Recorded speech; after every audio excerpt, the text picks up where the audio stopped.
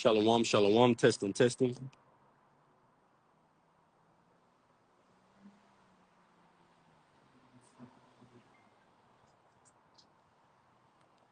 All right.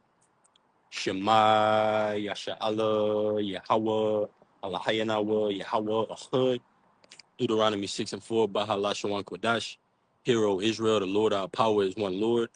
Double honors to my teachers, the apostles and the elders of Great Millstone who rule well and are worthy of the double honors. Peace and blessing to you, Akim, pushing out this truth across the four corners during these last sections of time. Kwam Yasha Allah, Mighty Shalom. This is going to be a quick hit entitled, For by grace are ye saved through faith.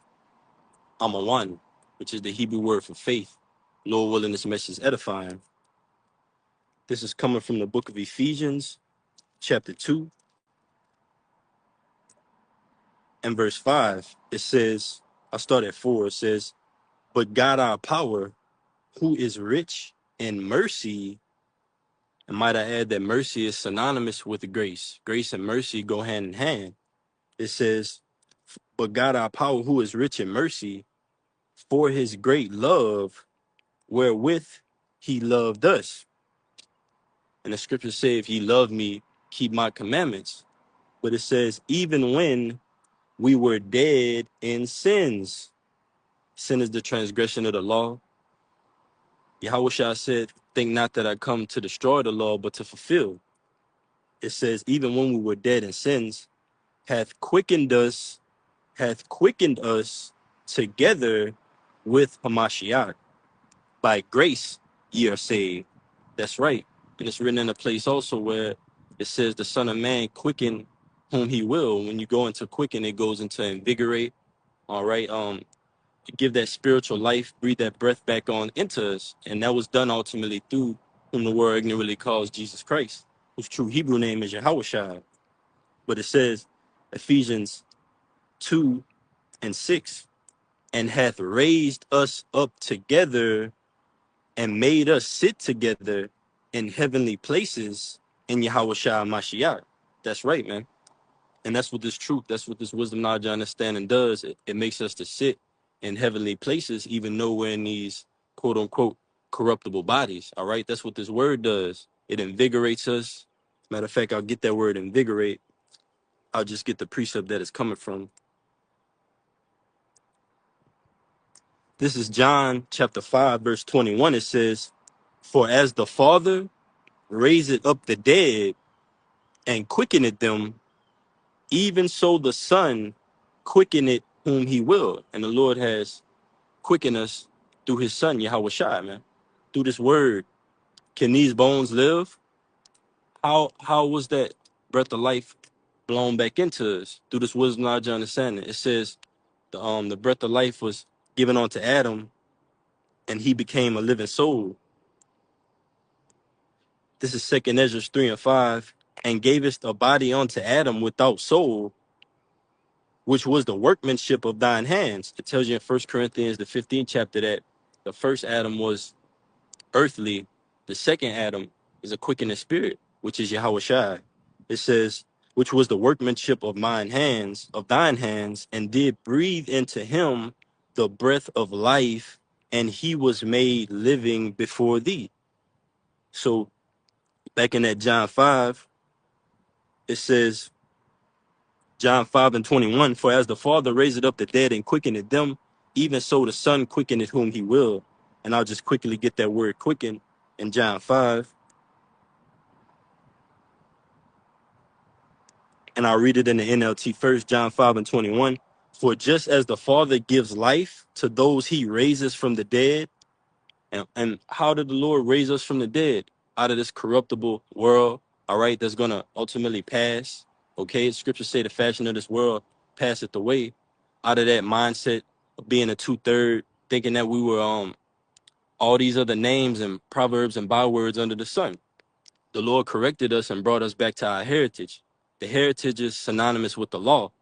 When you look up heritage and law in the scriptures, it brings it up that the Lord gave us the law for life and a heritage. Okay, so scriptures say also neglect not the gift that is in thee that was laid on by the hands of the presbytery, that gift of prophecy.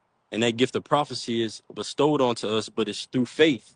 It's through believing without actually seeing these things coming to pass, but ultimately knowing that they will come to pass. So let's get that word quicken. I ain't mean to be long-winded. It's that word quicken from John 5:21. Strong's G 2227. Zoapoeo. So while poeo, it says quicken it, to produce alive, to beget or bear living young, to cause to live, to make alive, give life. And here's the point. It says by spiritual power to arouse and invigorate. And it says to restore to life, because we once had that life into us, but ultimately in this captivity, America, Jake just pretty much just threw his nationality, threw the Lord out the window, man. But we return unto it. All right. If you return onto something you were once there, if a father says, "Hey, son, come back, return unto me," that means you were once there. So that's what the Lord ultimately did with the hopeful elect. Going on, it says to give increase of life, thus a physical life of the spirit, quickening as respects the spirit, endued with new and greater powers of life. New goes into being refreshed. Scripture saying Corinthians, if any man be in Yahweh Shai, he is a new creature. Old things are passed away, all things become new.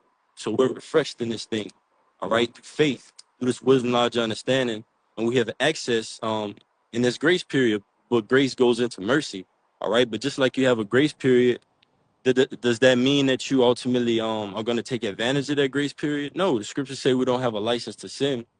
So we're making the most out of this grace period and returning unto the Lord. So it says metaphor of seeds quickening into life, germinating, springing up, growing. Strong's definition, make alive, give life, quicken.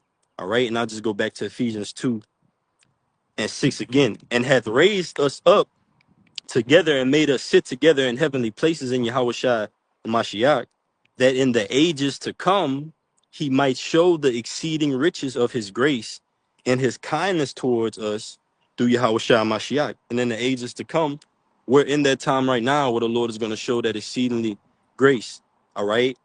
Exceeding riches, Salakia, of his grace and his kindness towards us. How is he going to do that? He's going to deliver the hopeful elect from the hands of our enemies, all right, and put our enemies in a captivity, man, and restore us as a nation once and for all. We're all waiting on that. So it says, verse 8, for by grace are ye saved through faith, and that not of yourselves, it is the gift of God, our power. That's right, man. And I'll just get a quick definition of faith.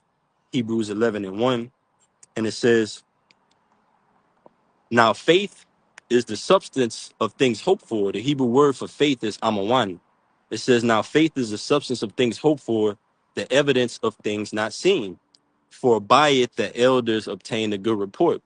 And when you go into Timothy, it says, neglect not the gift that is in thee that was laid on by the hands of the presbytery. That's going into the elders. So faith is a gift, prophecy is a gift.